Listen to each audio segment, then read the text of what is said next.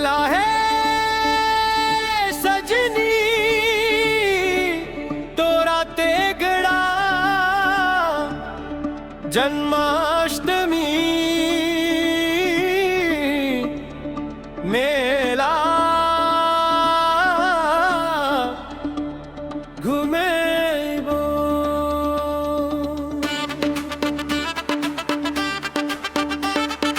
राधा कृष्ण के लीला देख के मनवा खुश करीबो।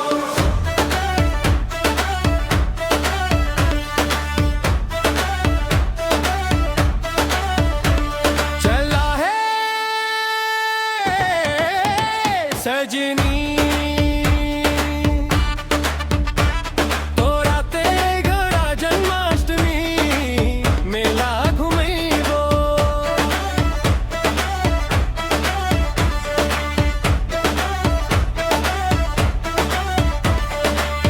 राधा कृष्ण के लीला देखा के मनवा खुश करीबो। चला है सजनी तोरा तेगड़ा मेला घुमैबो। हाथ पकड़ी के प्रेम के नगमा सुनैबो।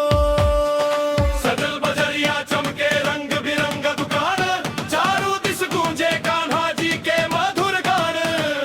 झूला चकरी पर बैठी के संग मुस्कैबो।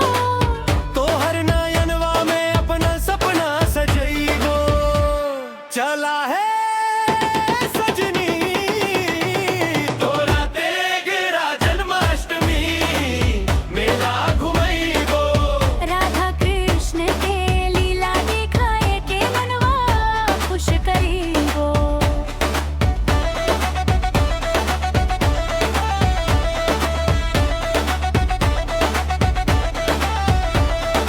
माखन मिश्री के सुगंध हवा में बहे छै। भक्ति के रंग में पूरा नगरिया रंगै